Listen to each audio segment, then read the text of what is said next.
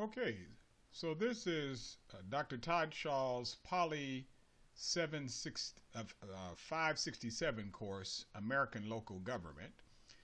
And this is Dr. Shaw narrating topic 3 of that course, the topic of the evolution of American cities and suburbs, copyrighted by Todd C. Shaw. So as I said, class, I wanted to give you a opportunity to first do an exercise that talked about the evolution of the cities before we got into the lecture material. And so that I can keep up with the class, or keep up with the syllabus, that's why I have opted to instead stream or video record this lecture for you to watch and for us to discuss in class, and then we'll bring the readings into context. I'm showing you two pictures here of sort of the dynamics of cities, and both of them relating to the ways in which cities are built environments. You know, on the left side, the picture of the Brooklyn Bridge and how it in its days represented an architectural marvel in the engineering that required to span the sides of these islands that essentially create the county, if you will, of New York, the city or county of New York. And we'll talk about how New York is a city made up of several counties or boroughs. But that bridge represented a technological marvel in its day. And then, of course, the picture of steel workers, of workers on these iron girders, creating these enormous skyscrapers. I don't know about you, but I couldn't eat my lunch that high up in the air. Anyway, how that particular evolution, that the city could not grow any further or spread any further out sort of horizontally, so cities began to grow when the architectural ability to create skyscrapers came about. They had to grow vertically. And there's a logic to building up as opposed to building out. But all of this sort of speaks to a larger set of questions I want us to think through in this class about how place matters. I raised that notion before, and I want to raise it again in this lecture.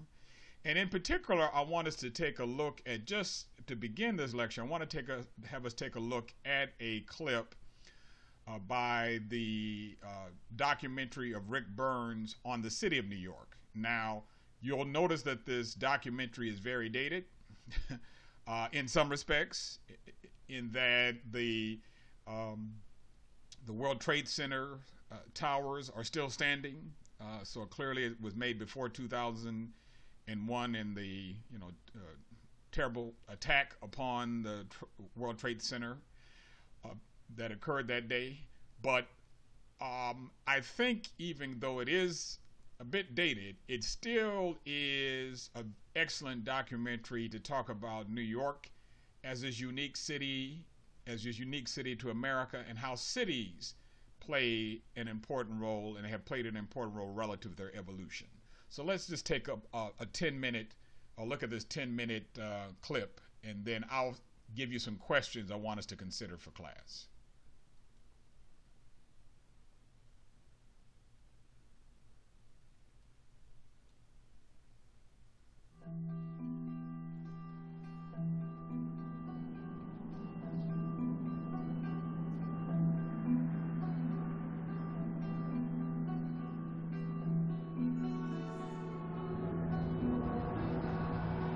If you imagine an ordinary moment at an intersection in New York City, and there's a pause, there's a street light, Some people are stopped and others are in motion. Some cars are stopped and others are in motion. If you were to put that in a film terms, in a freeze frame, and hold everything for a second, you would realize that there's a universe there of totally disparate intentions. Everybody going about his or her business in the silence of their own minds, with everybody else and the street and the time of day and the architecture and the quality of the light and the nature of the weather as kind of background or field for the individual consciousness and the drama it is making of itself at that moment. When you think about that, that's what happens in a city. And that somehow the city can embrace and accept and accommodate all that disparate intention at one and the same time, not only in that corner, but in thousands of corners.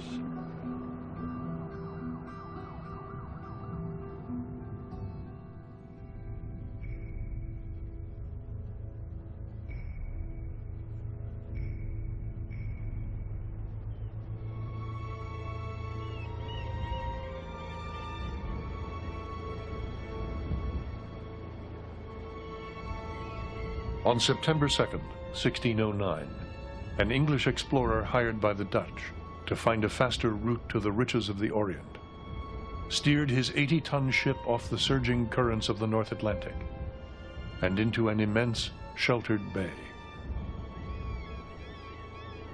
Sailing to the mouth of the mile-wide river that flowed into it from the north, he pushed 100 miles upstream, hoping it led to China.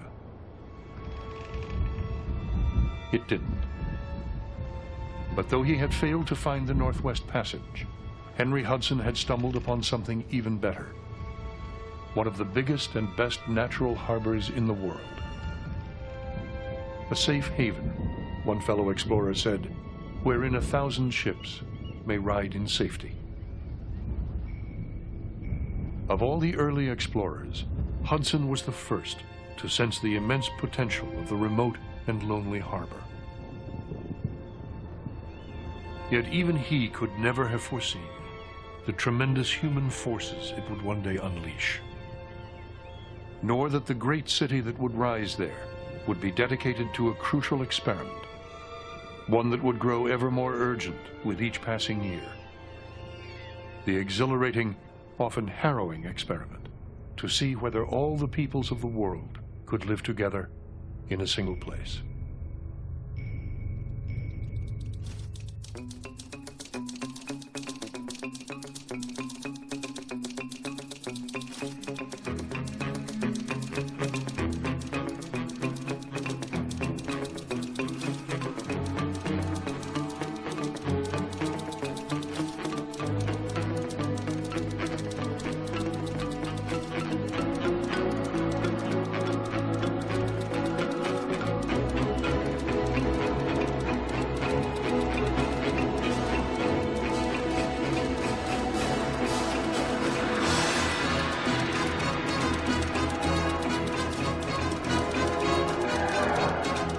New York City was founded by the Dutch. The Dutch didn't give a damn about anything except making money. And the more money you made, the closer you were to God. And they would build some churches to thank him for his generously setting things up for them. Unlike Boston or Philadelphia or many other places in the United States, New York was not founded by visionaries anxious to create a new place to practice their own version of religious freedom. The Dutch came to New York City and established a trading post there to make a buck or to make a guilder. And that acquisitiveness, that materialism, that search for the success has dominated New York and characterized New York ever since the white person first set foot on this land. And even today, there's an energy in New York, there's a bustle in New York. And that bustle has been there for more than 350 years. Because of its shape, the narrowness, the way the neighborhoods are all pushed together, you're constantly being forced to, whether you want to or not, watch other people with wildly radical styles. That's what a New Yorker, in some way, commits to, that constant life of transition, the constant possibility of change. You can come here and reinvent yourself, or you can be born here and reinvent yourself. And you can change yourself. And if you can change yourself, presumably in the process you are also changing the whole structure of the world that you operate in order to make your new fictive reality come alive. It was always the place of greatest opportunity. It was not the West. The West was the place of greatest opportunity if you were going to be a rancher, you know, but say you weren't. You have people from all over the world. You have more languages spoken in New York City than any city in the world. You have every national group, racial group, religious group represented here.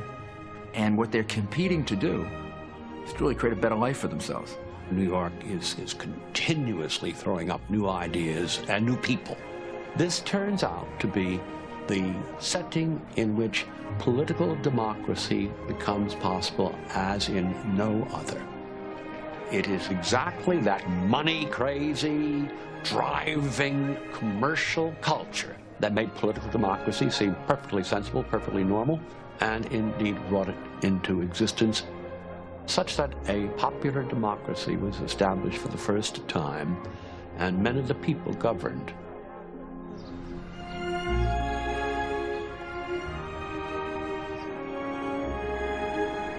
One of the reasons that this place is endlessly in flux and it's endlessly recomposed is because it is, in fact, a capitalist city.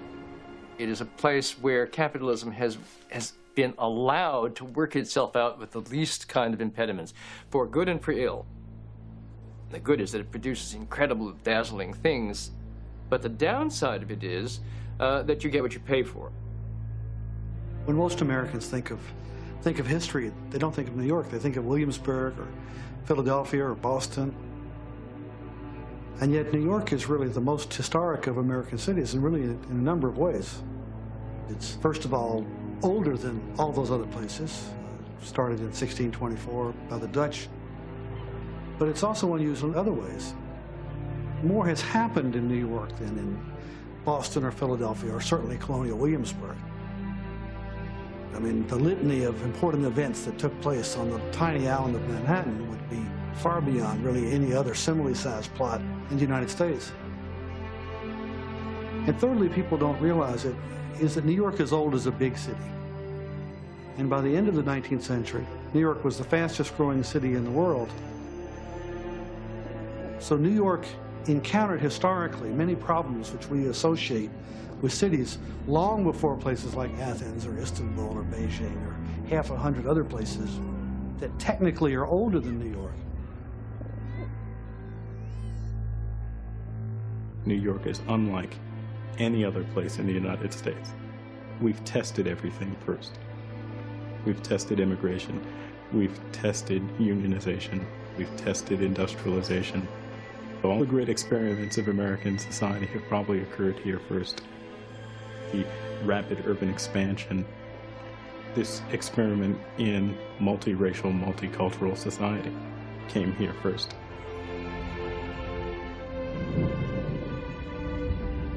When New York was founded at the dawn of the modern age, London and Paris were already 1,500 years old. Rome and Beijing, 2,000. Jerusalem, 4,000. And yet, somehow, in the centuries to come, the tiny colony on the edge of the world would rise to become the greatest city on Earth, the undisputed cultural and economic capital of the world, and the supreme laboratory of modern life. The old saw that whatever happens in New York happens in the rest of the country 10 years later has certainly been true for the life of our country.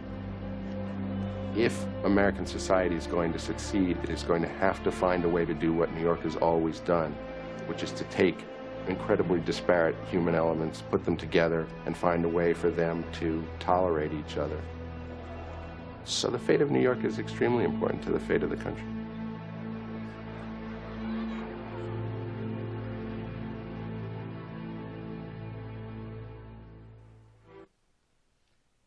Okay. So sorry about the quality of that clip. I know it wasn't great at all, but I do think you got, at least listening to it and seeing the blurry image, you got a sense of how that documentary tries to convey the specialness or uniqueness of New York as a place. And we're going to think, of course, through the whole question of local locales, of cities, of towns, of counties, what do they represent in terms of the specialness or uniqueness of place and the governance of people in that place. So when we get a chance to chat, we'll talk about the following questions. According to the brief clip we just watched, what makes New York City a unique among other cities? What advantages did it or does it have relative to other American cities or other great world cities? What does the clip say about the capitalist economy of the city, or how the capitalist economy of the city supported its experiment in democracy and self-government? And if we studied New York or big cities in this course on local government, what would we miss? In other words, if we are only looking at large cities, and we will talk a lot about cities, but if we're only talking about large or mid-sized cities, what are the other factors of things that we'll miss, particularly in a state like South Carolina? And here I have a picture of a map of the city of Columbia, South Carolina, somewhere roughly in the 1920s. You can see that even by this portrayal that over the last century, the city of Columbia, those were the formal boundaries, and you know they are much bigger now. I'm sure you get the sense that they are much bigger, even if you haven't looked at a map of Columbia lately. So, what about the growth of cities, but also the growth of smaller locales? All right. So in this lecture, I want to point out the main objective I want to achieve is for us to understand the distinctiveness or uniqueness of the American city and its historical evolution. We also understand the broader processes that shape the city's early development and how government actions affect it today. Now, how the government actions affect it today, I'm going to speak about that more in a contemporary sense, because in this lecture, I'm not going to go all the way up to contemporary, as in like the last 10 or 20 years per se. I'm going to cut off my lecture a little earlier than that, but we will bring in the readings in order to address that question. So there's three things I want to achieve. I want to talk about the stages of American city evolution and governance. I want to talk about the factors of America's urbanization, and I want to discuss government action and metropolitan outcomes. All right, so let's think about three world-class cities, whether we're talking about London, whether we're talking about Paris, or Washington, D.C. So each of these cities, as you know, are effectively capitals of their nations. They are the political capitals of their nations.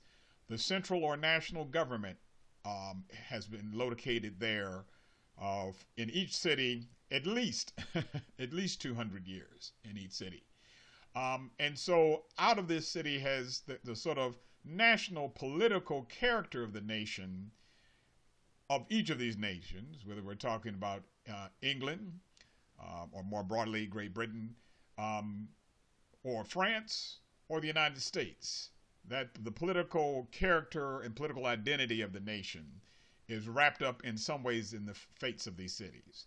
But I want to make an argument to you that the United States is unique, and I don't make this argument only because of American exceptionalism. I know the documentary said, well, New York's the greatest city in the world. Well, I'm sure individuals who live in London or Tokyo or France or any other hundreds of cities upon the planet Earth might slightly disagree, with all of those claims. But be that as it may, let's talk about, is there some element of American exceptionalism? I'm going to advance to you that in one respect, and I get this argument from several thinkers within urban politics and urban studies, Todd Swanstrom in particular, but there is no sort of true American capital per se. no American capital in the sense that there's a sense of American exceptionalism when it comes to its capital. Scholars have argued America has no true capital city. By this I mean a sort of national center of culture, religious, commercial, and manufacturing power and activity all in one city. So Paris or London certainly represent aspects of it, the cultural life, the religious life, the commercial, and to some degree, it's not as much as it used to be the case, because it's true that the deindustrialization of all cities is occurring, but has a history with regards to the manufacturing life of their nations. But that's not true of Washington, D.C. Washington has never really been a manufacturing capital, or really not even a financial capital. The financial capital of the United States is more like New York, or, as a second place, Chicago. The cultural capital of the United States is Los Angeles. And so, again, D.C. is a political capital, but it's not a true capital in that it represents the national center of all of these spheres of activity. And maybe we can talk again about sort of the culture of privatism in the United States, the way in which there's sort of this strong distrust of government that has led to sort of a certain level of fragmentation.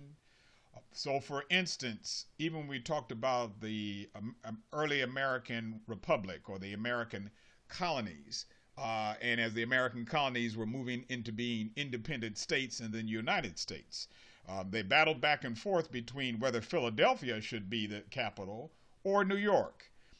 Finally, they settled on this swamp-infested plot of land between Maryland and Virginia, this small district called the national or capital city, Washington City, or Washington, D.C., District of Columbia. So this fragmentation of urban functions is true, partly as driven by quite possibly the ways in which Americans have always had a sense that decentralization of power or decentralization of political power is a good thing. And you can talk about that there was sort of an economic and political diffusion that happened with American cities in their development. So cities in America sort of developed along widely dispersed commercial centers, along networks. So because America, quote unquote, was a new nation, finger quotes, it had a new set of patterns as to the development of its cities. And so they were not sort of age-old central repositories of culture, industry, and government. So you heard, again, the narrator talk about New York was founded long after these other world cities, and yet it has a particular character. But think about this, even within the United States, often our state capitals are not our largest cities. Just three examples. Albany is the state capital of the state of New York, not New York City. Springfield, and if you've ever been to Springfield, Illinois, it is quite different from Chicago. Springfield is the state capital of the state of Illinois, not Chicago. And Sacramento, not Los Angeles, is the capital, the political capital, the place where the state government rests in the state of California. It's also important to note, however, that as you had the development of states, in what ways were these capitals located in places where they were political compromises? Much like Washington, D.C. was a political compromise. And I know the musical Hamilton talks about what compromise was struck between Jefferson, Madison, and Hamilton in order to in effect, create Washington, D.C. But that's another story for another time. I won't break into song. Okay. All right, so let's think about as cities emerged and American cities emerged, what was the indication that you were a significant place?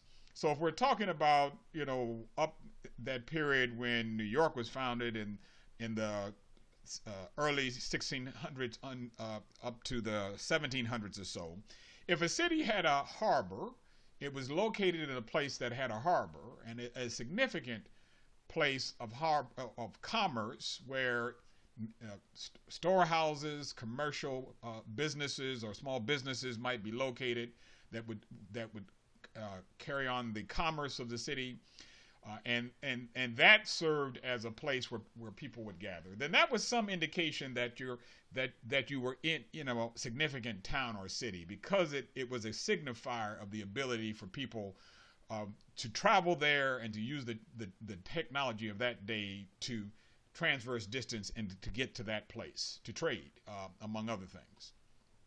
Then let's take it forward a couple of centuries and say by the middle of the 1800s into the late 1800s, in places like San Francisco or St. Louis, you knew you were a city if you had a system of mass transit. So the horse-drawn trolley car that later would be replaced by the electrified car. This technology was a signifier that you lived within a city in that particular period. Or by the 1930s and the construction of the Empire State Building is certainly one signature piece of architecture in the United States, that if you lived within a city that had skyscrapers, or if you lived in a place that had skyscrapers, you knew you were in a fairly significant place, or a place that commanded quite a bit of economic and conceivably political influence in a region, if not in the nation. So what's the signifier today? Did you live in a city? Probably if you have a Starbucks, but that's probably not true, because Starbucks is so omnipresent everywhere. Anyway, but you get the gist, that in each period there was a distinctive distinctive change, a distinctive dynamic that brought about the sense of how the city was a city or town, and how it grew and emerged. And so what is the story of that evolution? So let's talk about sort of the stages in the city evolution in government. And I draw these, again, led by the work of Swanstrom, I draw these in as sort of broad periods. So the first period might be sort of the pre-modern era, the era before really mass industrialization or the Industrial Revolution. And so roughly from the 1790s until the 1830s, the U.S. cities looked like their European counterparts in many respects. Why? Because they only contained a small minority of a broad region's population. So by the 1830s, only about 5% of a region's population on average would be contained within our major cities. And cities function as sort of commercial and political centers, right? But by the period of the 1830s into the 1930s, and I know that's a century, so a lot of change could occur. You saw really sort of a dynamic and sort of historically unprecedented level of expansion of cities. So industrialization compelled cities to begin to work out their new modes of providing services. So they begin to think about, well, don't we need sewers? don't we need to think about this question of zoning for safety, not putting a slaughter yard where we're slaughtering cattle, or where we're containing livestock to be sold on the market right next to a residential area? Shouldn't we zone in ways that provide safety and comfort within the city? And so, whether it be the question of zoning or sewers or the police force, there were all ways in which the cities had to think about these services and how they could work out a means to positively interact in local affairs, and then how could cities compete with each other and by drawing business, drawing entrepreneurs and the middling classes to them. Then sort of the post-Depression era, and certainly I used 1930s as a demarcation point because of the Great Depression and of the administration of Franklin Roosevelt, and the New Deal, and the way the New Deal struck up a New Deal not just with state governments, but with cities and municipalities. That it was a New Deal in many respects. A new level of intergovernmental cooperation took place. And actually new forms of government emerged, if you will, in this period, or at least heightened reemergence of forms of government. We'll talk about the special purpose district again in a moment. But from the 1930s to the 1970s, it made previous technological innovations permanent. So things like mass transit were a necessity by this period. And strong relationships between the federal government and local governments created large incentives for urban planning, development, and redevelopment. Then the sort of modern versus postmodern city today. So your authors talk about, or your author Myron Levine talks about the creation of edge cities, so that you have the creation of sort of suburban rings around cities, and these suburban rings have their own downtowns. There's not just one downtown, but multiple downtowns. So sort of a hyper dispersion due to the changing population trends, and thus the creation of many downtown centers. And so there's sort of a diffusion or dispersion and sprawl of the city, as we'll talk about in several instances in this course. Having said that, that doesn't mean that cities don't still matter. So let me just quickly click on this particular article within the Business Insider. And so this story in 2014 and was updated in 2017 talks about half of U.S. Gross domestic product still comes from the orange spots on this map. What does it mean? America's cities are economic powerhouses. And so sort of Reddit user, was it True Bestoitska, created a map showing just how important cities are to the American economy. The total economic activity in the metropolitan area and the equivalent gross domestic product for cities, and noted that the top 23 cities have GMPs, metropolitan products, that add up to about half of the overall United States gross domestic product. The orange regions fall in those 23 metro areas, and the blue regions fall outside them, according to accounting for the other half of GDP. So you're talking about just a very few spots on this map, and you can, see New York, you can see, Atlanta, that's probably Charlotte, Chicago, Dallas, Houston. So just a few spots here, just a few regions account for the economic vitality of the nation, or half of the economic vitality of the nation. All right? So cities still matter.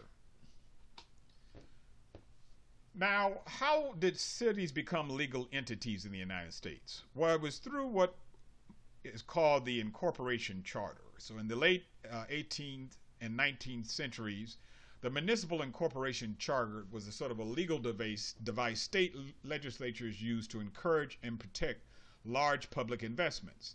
So they said, well, how do we use local government to safeguard and to manage things like toll bridges and like roads and like waterworks?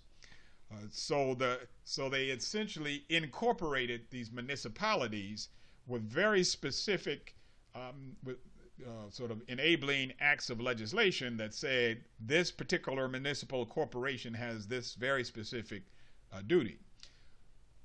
Later on, there would be a sort of general enabling or multi-purpose function, not just to incorporate it for the purposes of managing a toll bridge, but for toll bridge, for town governance, for elections, for a wide range of functions. We're going to talk about the rule called Dillon's Rule, and it was passed by the Supreme. It was a rule articulated by the Supreme Court, or the chief of the Supreme Court of the state of Iowa, John Dillon, in 1868, where he says basically cities are the creations of states.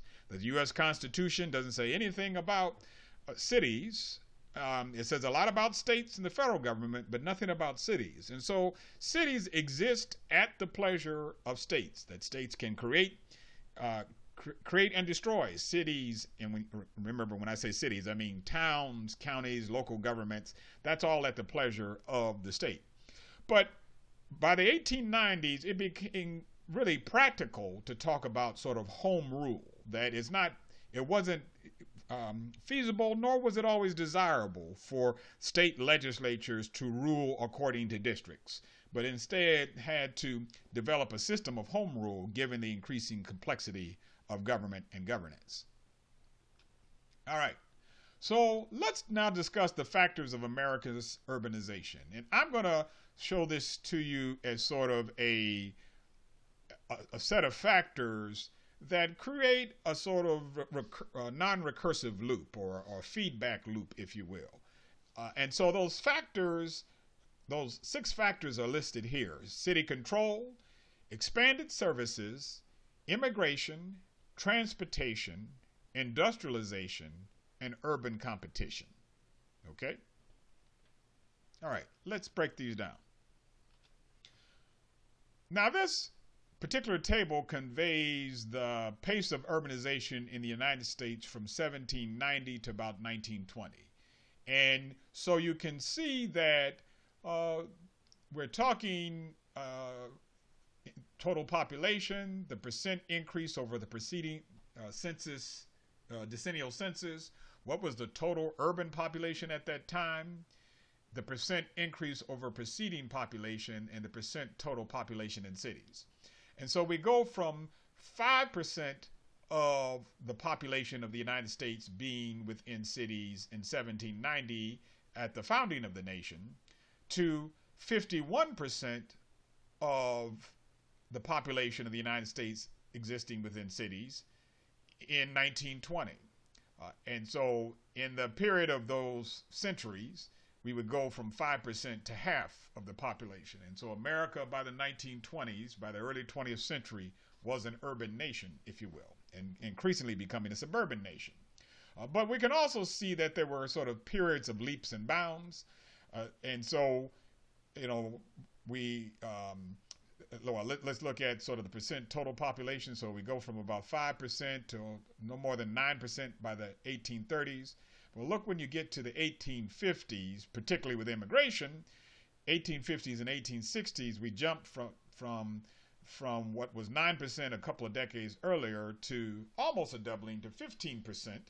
And then certainly by the turn of the century, World War II, and other processes of industrialization, we began to see industrialization and immigration, very important. We began to see sort of a doubling of these figures, particularly, say, from 1870, which was the beginning of the political machine era within cities, and what would lead to the progressive era, to the 1920s, the roaring 20s, with all of its technological advances, but as we also know, by the 1930s, economic challenges. Let's take a look at specific cities. So the city of New York versus Chicago versus Philadelphia versus St. Louis, and Boston. And each of them, I won't go through each of these, but they each have a sort of an interesting or distinct pattern as to what was the percent increase that those cities saw. And they do seem to follow a similar pattern, although look how New York is just growing in leaps and bounds. 60% increase, a 67% increase, a 79 or an almost 80% increase between 1850 and 1960. But if New York is growing in leaps and bounds, look at Chicago, a 570% increase. Or Philadelphia by the 1860s, a 366% increase. Boston, not as much, but still pretty precipitous increase over the period.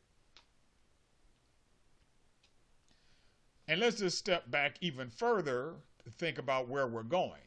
I take this slide from the Urban Issues Reader. And it portrays a chart that talks about, the world will have 26 mega cities by 2025. So where are we heading by 2025?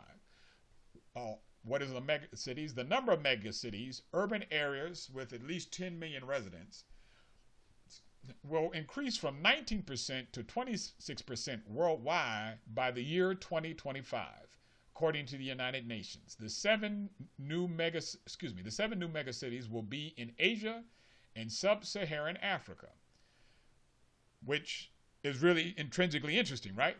But most megacities are in coastal areas, making them highly vulnerable to massive loss of life and property damage caused by rising sea levels that experts predict will result from climate change in the 21st century. So for all of the opportunities represented by larger and larger periods or places of urbanization upon the planet Earth, that also presents a fundamental challenge given climate change. All right, let's continue on with the factors of America's urbanization. And let's discuss how aspects such as transportation revolutions, like the creation of the Erie Canal, or the process of urbanization as driven by industrialization, the Industrial Revolution. In each of these cases, we're talking about the early 19th century up until about the 1830s. What occurred in this initial period, and how did the factors of urbanization bear upon it? Well, let's step back and talk about what is urbanization. So urbanization is a process by which cities grow and a society becomes more city dominant. Urbanization is a process by which cities grow and a society becomes more city dominant. Today, 3.3 billion people live in cities worldwide.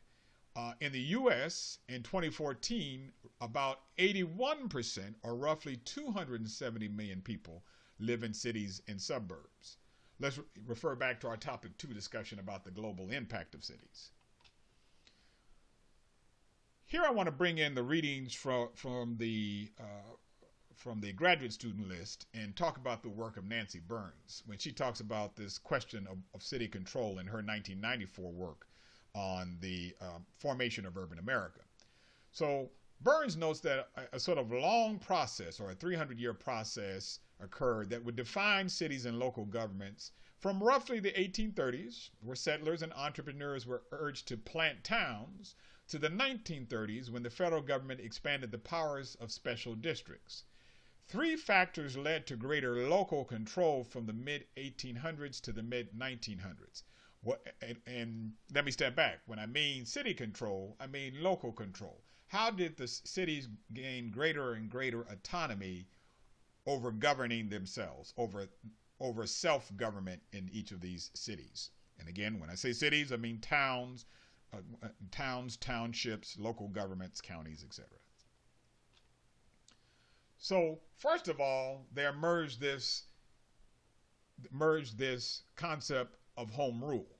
So as I mentioned Dillon's rule earlier, but the right of at least some local autonomy or self-government emerged.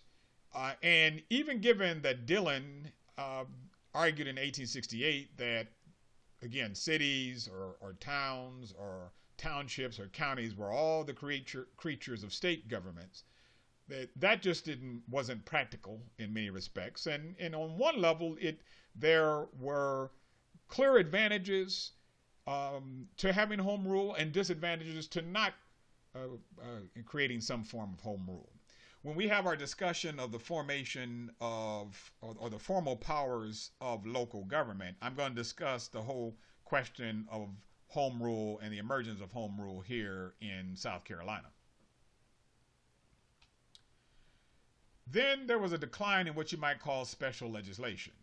Now, this was driven by Supreme Court cases such as Baker v. Carr, but this was the authority of state delegations to state houses. So the representatives or legislators that persons within a state would elect to send to their general assemblies or their state legislature in their state capitals.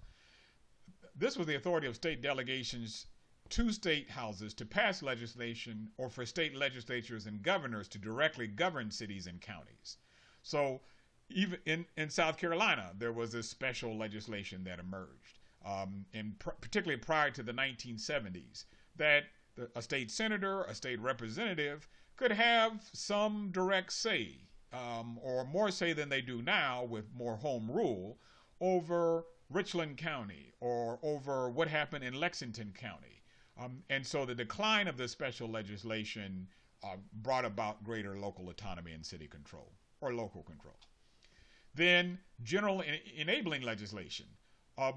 This is the process where, as you remember, I talked about the municipal the municipal charter, or the municipal incorporation charter.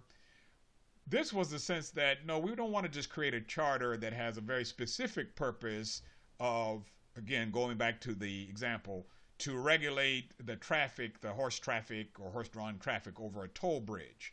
No, we want to create a town or a town charter that has greater powers and greater policing powers than these very specific powers. So this provided for the creation of municipal incorporations with greater general powers, or police powers, as I use the terms. All right. Let's talk about sort of the factors of urbanization as related to urban services. So the emergence of police forces in the United States. Philadelphia and New York and Boston first developing from where you would have city patrols. And quite frankly, the development of police forces happened relatively late in American urban history. So we're talking well into the 18th century, excuse me, 19th century, well into the 1800s, where you had the creation of professional police forces within cities and towns. And so that was a specific urban service. It wasn't simply a militia or simply a town patrol, but a specific service that was necessary to be created as again, one of these factors. And then another factor that brought about greater degrees of urbanization was the emergence of political machines. And I'm going to have a whole lecture where I talk about the urban political machines and political bosses, such as Boss Tweed, Thomas Marcy Tweed of Tammany Hall, and his colorful and corrupt ways within the city of New York and the democratic machine of New York.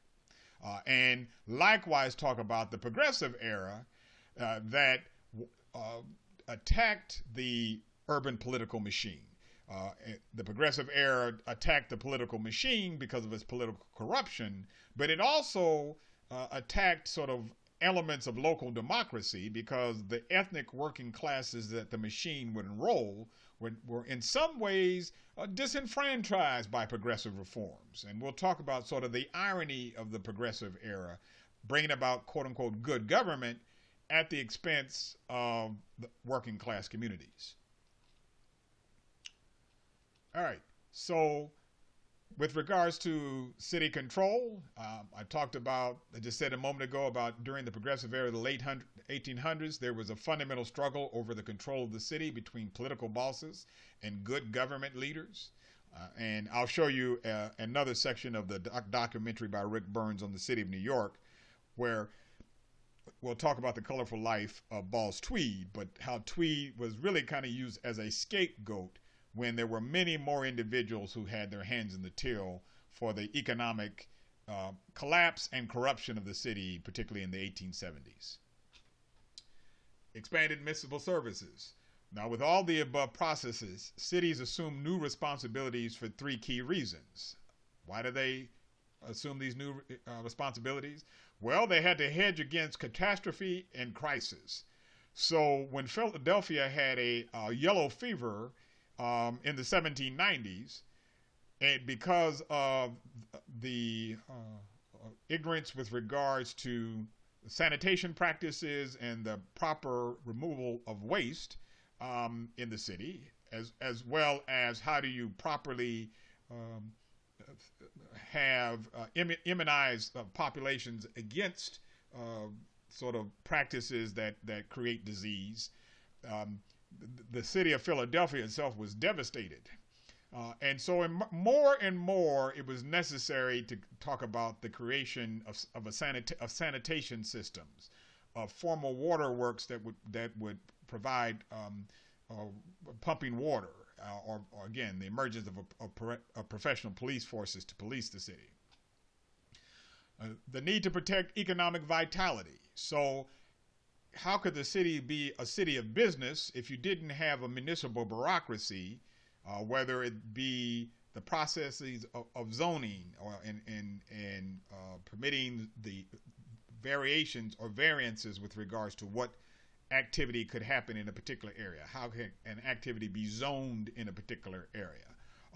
Or the creation of a bureaucracy that would reliably create business licenses within the city, and who could conduct a business within the city based upon the license to do business. So sort of just a range of things that business needed the city to be able to regulate and to do for the economy and economic life of the city. And then, and this goes back to the point about the progressive era and good government, and then the emergence of sort of middle class intolerance of business as usual. So how did reformers attack the political and ethnic and really kind of working class bases of political machines against political corruption? We'll get back around to that. But this was a factor that talked about the need for expanded municipal services. So let's look at the question of immigration. And so this is decennial immigration, as captured by the U.S. Census between the years of 1820 and 1919. And so 1820 to 1829 at the beginning here, and then 1910 to 1919. And you can see that the total millions increased overall, as one would expect given immigration increases.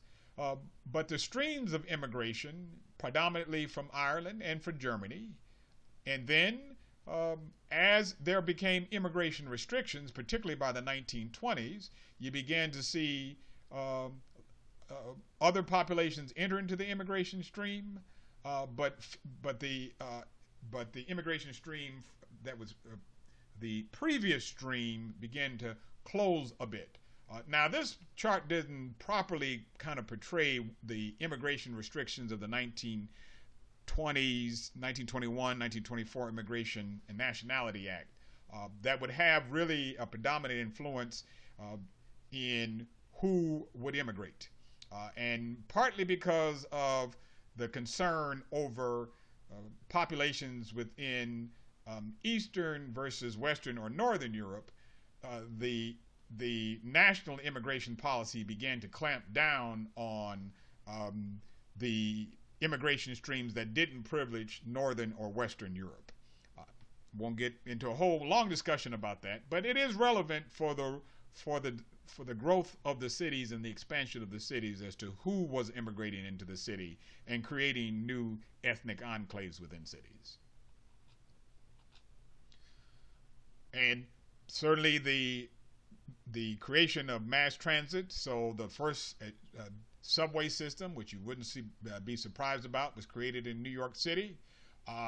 It wasn't particularly safe at first, but over time, the New York systems of subway system would become indispensable to the life of the city. Of course, the subway system was created because, given the small land mass but the increasing population, New Yorkers couldn't continue to build elevated rail line systems above the city, particularly because of the noise, and later on a concern certainly might have been pollution. So New Yorkers dug underground and began to create a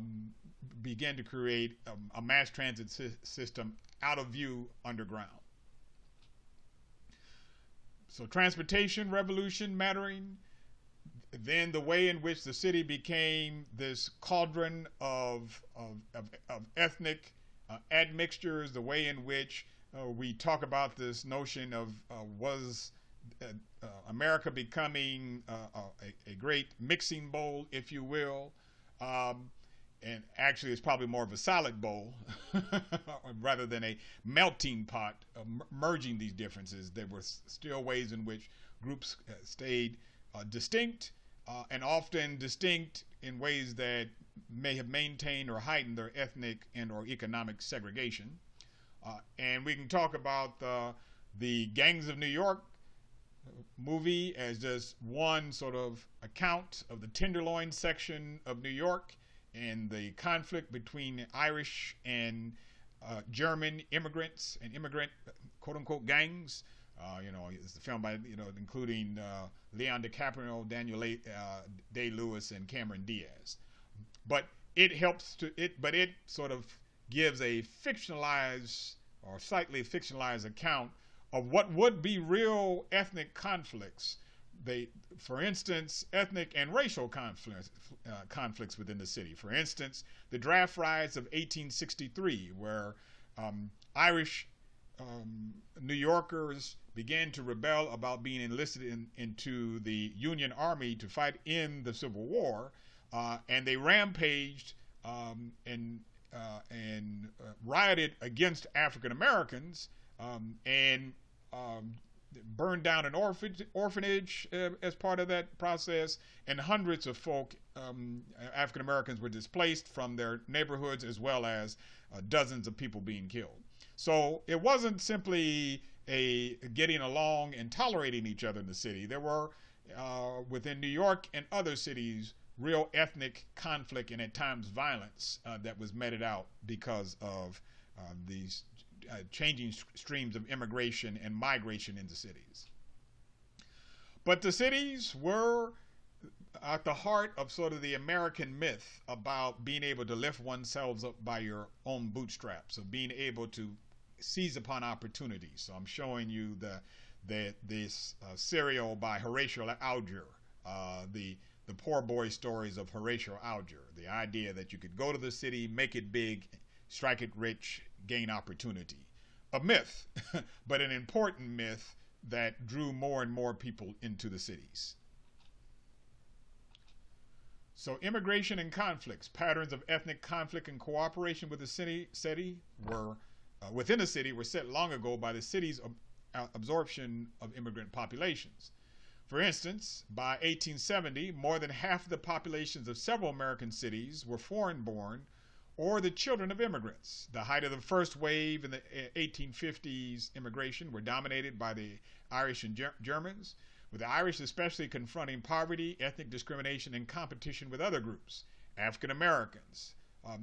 Then the wretched conditions and work and housing and sanitation concerned social reformers, but also led to ideas of social Darwinism and the ideology of immigrant success, which justified these inequalities. The whole emergence of the discipline of social work would occur within this period, particularly at the turn of the century period into the 20th century. And it was rooted in the Janet Hull and the Hull House, Chicago and elsewhere. It was rooted in this concern for what were happening within these ethnic enclaves, or as they were called in that day, and they were racialized later, ghettos. Then immigration and the conflicts around immigration, transportation, because industrialization within large cities prompted specialized city areas, heightened class conferences, and the decline of the walking city.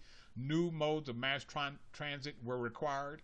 Your Arthur Levine, in that chapter I'm having you read for this section, talks about the walking city, the idea that you could traverse the city, or pretty much traverse the environment of the city just by walking at a large pace. But then as the city expanded, it wasn't possible to not only walk the city but get around in the city, given the difficulties of traffic and transportation. And so how did you organize, have a more organized means to transport people within cities that would create, that was important for business and for job activity. And so the early mass transit system, sorry, my slide's being cut off here a bit, but the early mass transit system might have began, or did begin, with the omnibuses of the early 1830s. So those were sort of horse-drawn streetcars. Literally, sort of tracks were laid down in places like San Francisco, but also St. Louis is one prominent example, and you would pull people along the streetcar line using a horse. But then you had steam railroad lines emerge with the emergence of steam power and the creation of trains and railroads. And then Sprague introduced the electrified streetcar in Richmond, Virginia in 1888. And this revolutionized mass transit. So you went from horse-drawn carriages being 60% of all streetcars to 1% in a decade after this revolution. And of course, we'll talk about how this, although it cuts it off, sorry, but we'll talk about how this revolution in mass transportation made suburbs possible. Why? Because you now could commute from 5 miles out of the city into the city in a fairly efficient manner. And you wouldn't have to rely upon your own horse and buggy, or rely upon having to and rely upon the traffic and congestion and difficulty of traversing roads every day. More on that later. All right. Industrialization. Again, what is industrialization, or how do we think about this concept? It's a transformative but still a very disruptive economic production process that, as you know, began in the 19th century with the rise and the emergence of technology that would make factory and factory production more efficient. In the 1850s, manufacturing accounted for 20% of the economy. Well, actually, industrialization emerged before the 19th century, but I'm talking about it in the United States. So in the 1850s, manufacturing accounted for 20% of the economy of the United States, but by 1870, manufacturing was bigger than the commercial and agricultural sectors combined. So clearly, the city and the emergence of factories and the emergence of factories within cities, because cities had the scale, the population, the resources, the infrastructure necessary to create larger and larger factories. Manufacturing took over, and cities became larger as a result. And this is just to get back to this whole concept of the walking city. So it sort of, you literally change the face or the topography of the city, the layout of the city. As a result, the walking city diminished, and there emerged specific zones of activity, or zoning. As more workers were employed in manufacturing, they lived closer to their inner city jobs. Their living in densely populated and impoverished neighborhoods also accentuated class and ethnic differences and distances. Remember the author in the film talking about living in close proximity with your neighbors, who are often who may have been quite different from you, particularly in places like New York, could present for a level of cultural exchange, but it also could result in ethnic and class conflict. And so urban growth and competition as a factor. So all of these factors, remember I had this as a feedback loop or a circle where one factor led to the other. And so how did you then spur urban growth and competition as a result? The 19th and 20th centuries initiated modern urbanization in the U.S. and around the world. In 1860, 20% of Americans lived in cities, as you and I saw on that table, but by 1920, 51%. And here is a critically important concept, and that's the concept of place luck. So technology over place. Initially, place luck is the locational advantage a city or town has over another, given its access to water, land, and other growth resources. Remember, New York was this natural harbor. And so the reason why New York became a predominant city within the United States, Philadelphia at one point was larger, and it also has its locational advantages. But then the reason why New York began with a certain locational advantage is because of that natural harbor of the Hudson Bay. And so the place look that was clearly a factor in New York's development. But the need for this place look declined as technological innovations drove city competition, such as the creation of New York's Erie Canal. And the Erie Canal system, particularly by 1825, where you have hundreds and hundreds of miles of canal connecting literally the Great Lakes region of the United States to the Atlantic Sea. And all along this canal, you had sort of the explosion of growth of towns and then cities such as New York that were beneficiaries of the canal. New York essentially became a huge funnel because of that canal, because all of this commerce, in a canal system where you would essentially create a highway of water is a canal. And so being able to draw this commerce from the inner or midwestern, northern, north central part of the country to the Atlantic seaboard of the country was quite beneficial to New York. Later would also be beneficial to Chicago. Chicago was the other recipient on the other end of that canal system. And railroads, certainly as we've talked about in class before, was clearly central to the creation of Chicago as a midway point, or Chicago was a midway point, because, and thus Chicago had its own place luck, and became sort of the terminus of the railroad system in the United States, and still a terminus of transportation in the United States to this day, as we talked about with Chicago O'Hare, being one of the largest airports, not only in the nation, but in the world. But of course, also these railroads saddled these cities with enormous debt and prompted citizen resistance. So that is a factor of concern. I'm just giving you one particular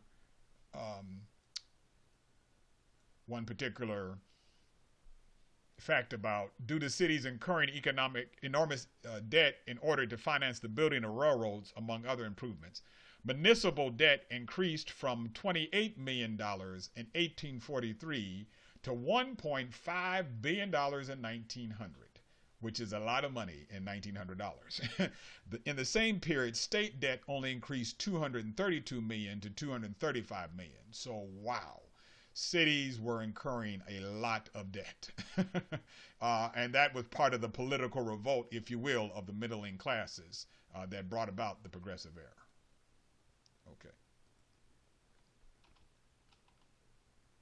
Okay, so let's come forward to the modern period and the modern metropolitan period, where government action also clearly shaped cities and metropolitan areas, particularly shaped suburban America, and particularly the federal government shaping suburban America. We're talking about it here, but we're going to talk later about Levittown, the creation of this planned suburban community, particularly by, as you saw here, 1957. And Levittown was laid out in such a way that it had perfectly uniform homes, perfectly uniform houses, and those who were beneficiaries of the creation of this suburban planned development, and it was one of the sort of first planned developments of its type, were war veterans, individuals coming back from World War II who may have had a subsidized home loan from the Veterans Administration, and they could, use this amortized loan to get a mortgage to buy one of these sort of homes within Levittown, this very planned suburban community. But Levittown was one factor, or the ways in which suburban development emerged to pull populations outside the cities. And so by virtue of calling it suburban areas, we're talking about those areas that ring the central or inner city.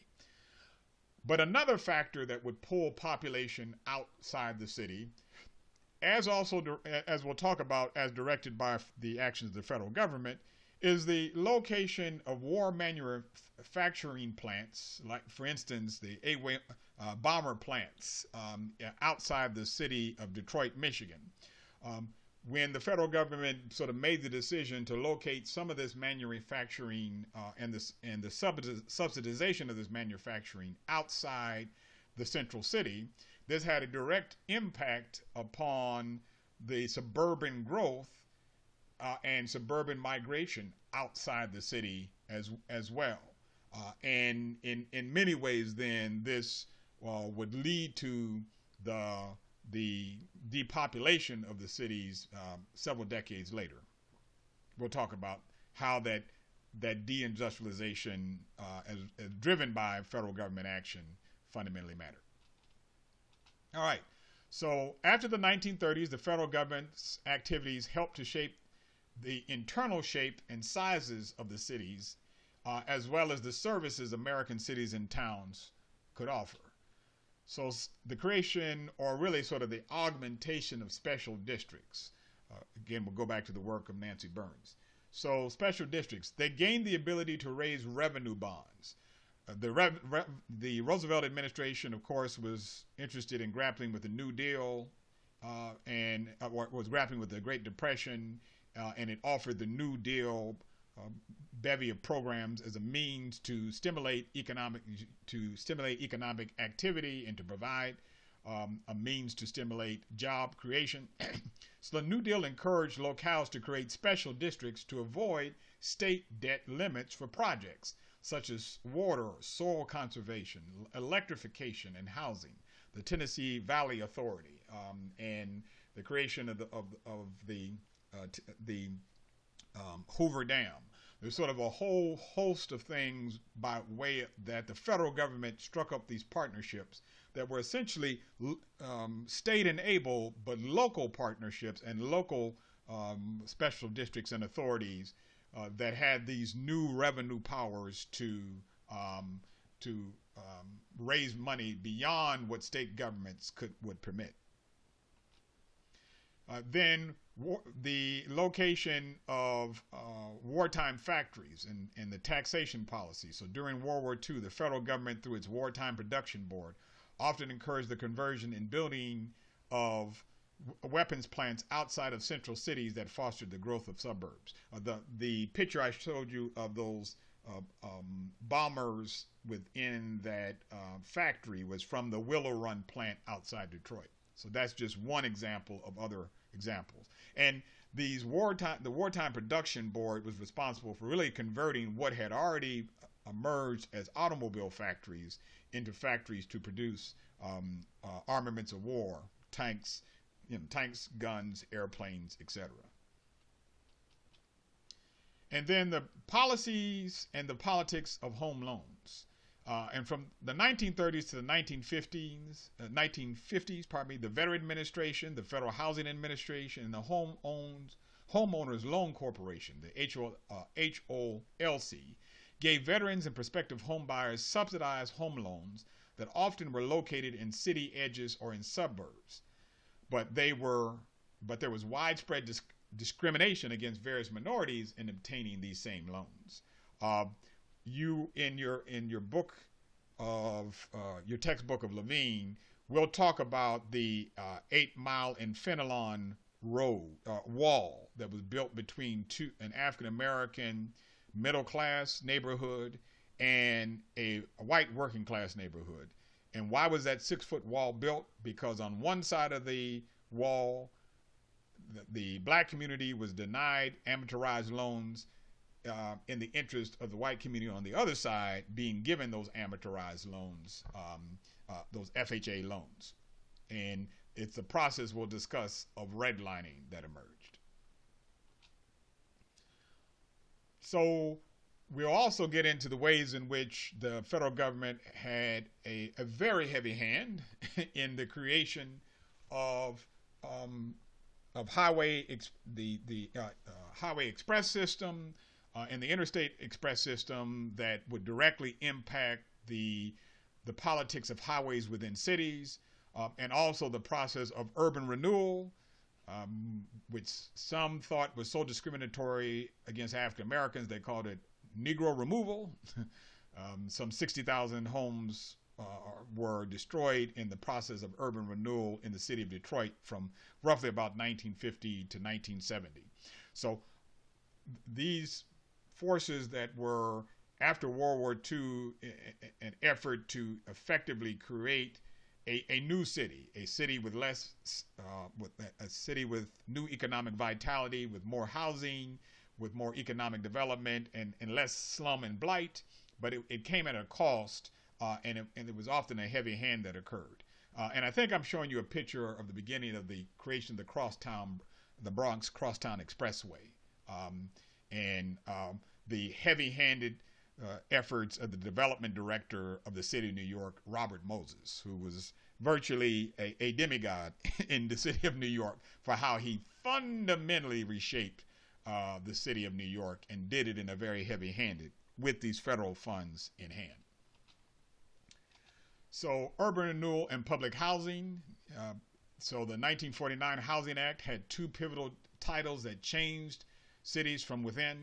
Title I authorized grants and aids to cities and developers that encouraged slum clearance of blighted areas, which relocated many low-income neighborhoods, and particularly African-American neighborhoods.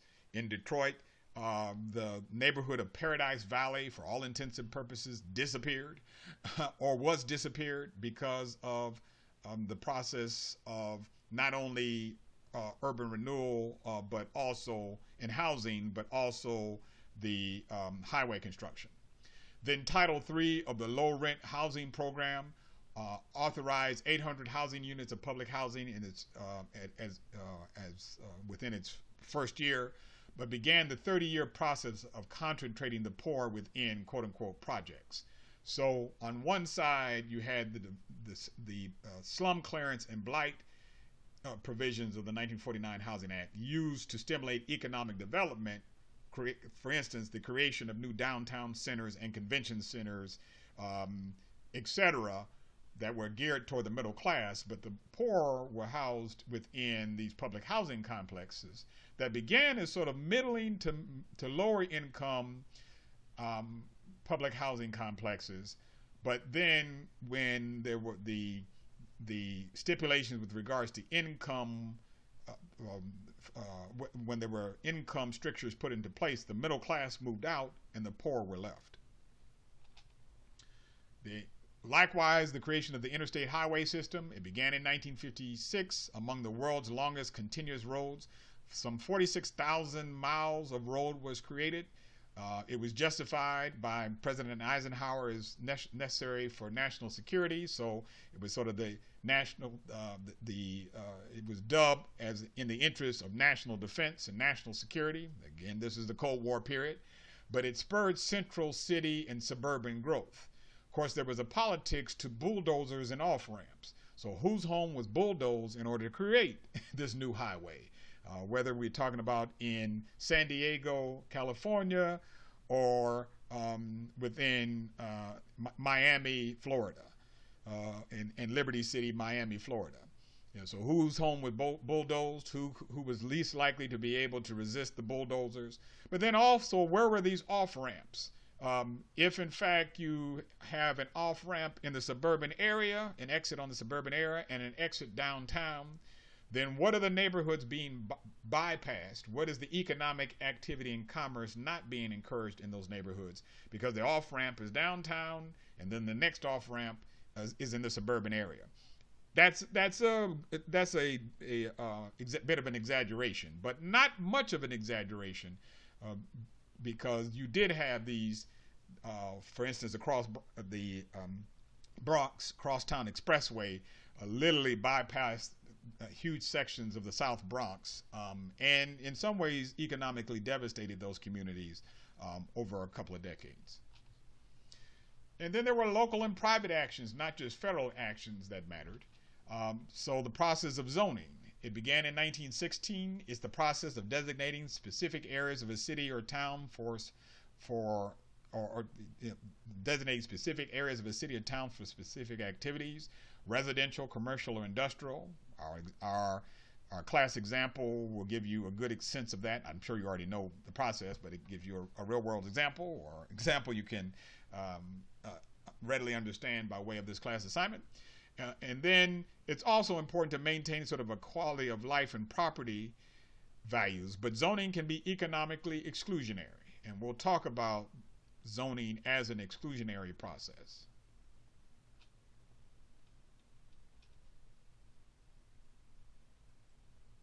All right. And then, as I indicated earlier, this process of redlining. So literally designating, and I believe I talked to you about this earlier, but if not, literally it was a process where the FHA and the HOLC worked in conjunction with lending institutions to, essentially give them a system of maps of various cities that said, within these cities, what are those areas that are credit worthy, and what are those areas that have high risk in terms of lending for a person to buy a home in that area. And so the areas that were redlined meaning that these neighborhoods are in great transition. These neighborhoods are unstable. These neighborhoods are economically impoverished.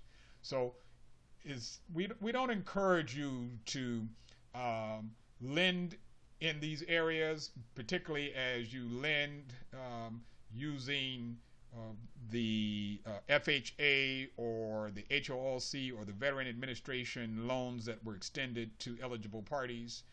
We don't recommend you lend in those areas. It's the green areas that are vibrant and stable and growing areas. And there was a direct correlation between race and redlining. And so you can see that this is a protest, and I believe it's actually a protest in the city of Chicago. Real estate exploitation produces ghettos. And so in what ways are realtors or lending institutions denying loans to minority and low-income populations? And then what are the exploitive practices that real estate agents would use, like block busting, trying to scare white homeowners that you have an African-American resident or prospective buyer coming on your block. What must you do to guard and safeguard your property values? So these processes also shape neighborhoods shape the cities because they shape neighborhoods. So even prior to this process, you had a process called restrictive covenants. They were contracts among homeowners in a neighborhood that bound each homeowner to not sell his or her home to a minority. Began in Chicago in the 1920s and spread throughout the U.S. Homeowner associations developed as a means to take these contracts and to force them through legal suits. In the case of Shelley v. Kramer, 1948, they were declared legally unenforceable. The 1968 Fair Housing Act ruled the practice illegal. So Shelley v. Kramer says, well, you can create this contract between a homeowner association and its neighbors to say we will not sell to African Americans, or we will not sell our homes if we leave to Jewish Americans, or we will not sell it to Hispanics or Latinos. These were actual practices in places like Texas and Chicago, and in Detroit. In Detroit was at one point 60% of Detroit was covered by restrictive covenants, but not until 1968 where they declared not just unenforceable. It's not just you can't come to court to sue if in fact someone breaks the covenant, but you can't make the covenant to begin with. It is an illegal practice to engage in at all.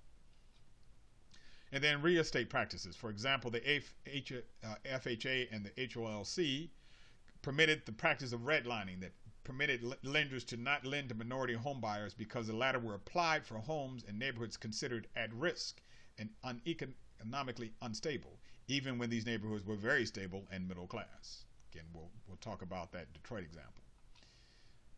All right.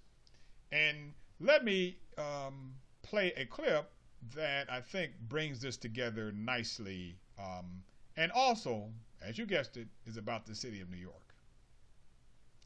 Well, begins in the city of New York, but then talks about the town of Levittown.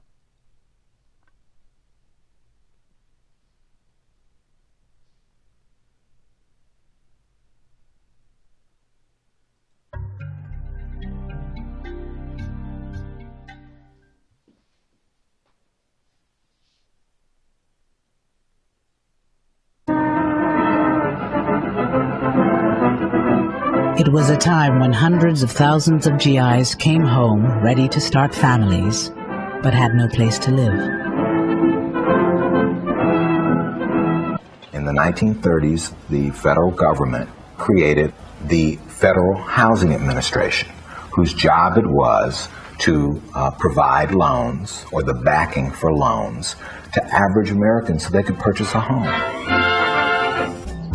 Federal programs and banks sank millions into the home construction industry. Their message to veterans: you can afford a new home. Buy a new home now. Tax dollars helped make the single-family home a mass-produced consumer item. The American dream had a new name: suburbia.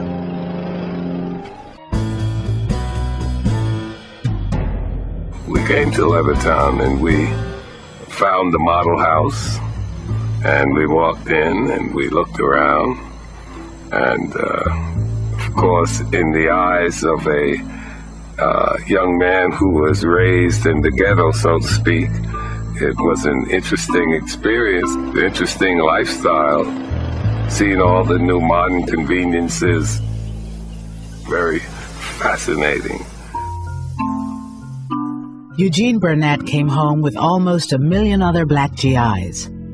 They had fought for the country in segregated ranks. They returned hoping for equality and the American dream. For many, that dream was a new home for little money down and some of the easiest credit terms in history. I went up to the salesman. We're interested in your home, we're interested in buying one, and what is the procedure? Is there an application to be filled out? So forth. So he looked at me,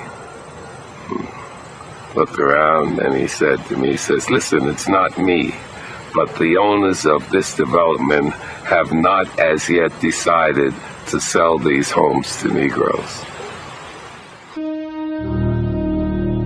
The FHA underwriters warned that the presence of even 1 or 2 non-white families could undermine real estate values in the new suburbs. These government guidelines were widely adopted by private industry. Race had long played a role in local real estate practices. Starting in the 1930s, government officials institutionalized a national appraisal system where race was as much a factor in real estate assessment as the condition of the property. Using this scheme, federal investigators evaluated 239 cities across the country for financial risk. So that those communities that were all white, suburban, and far away from minority areas, they received the highest rating, and that was the color green.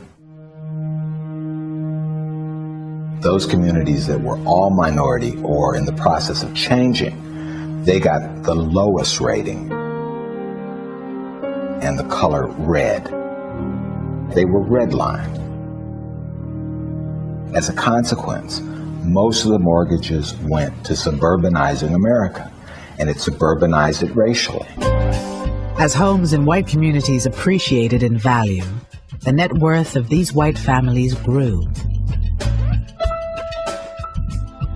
For most non-white families who stayed in urban neighborhoods, the housing market open to them in the 50s and 60s was largely a rental market. You don't gain equity by paying rent. Where one's family lives in America is not just a matter of taste and preference. You have the issue of housing and wealth. The majority of Americans hold most of their wealth in the form of home equity. So that's their nest egg. That's how they can finance the education of their offspring. That's how they can sort of save up for retirement. It's their savings bank, right? They're living in their savings bank. My family, like a lot of families, was in Detroit, struggling to buy a house. You had a dual housing market, one white, one black.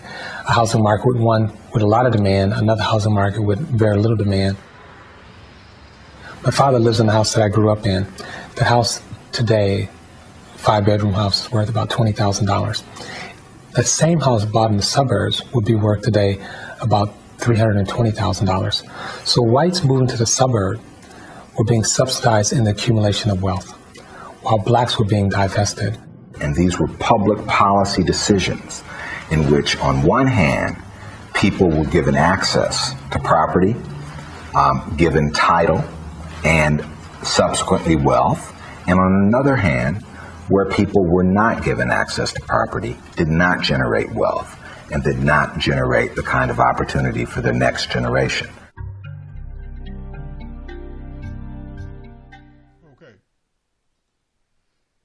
So this concludes this lecture class, and so next in class we'll discuss the contemporary processes. Alrighty, thank you much. This has been Dr. Todd Shaw, and with the POLI 567.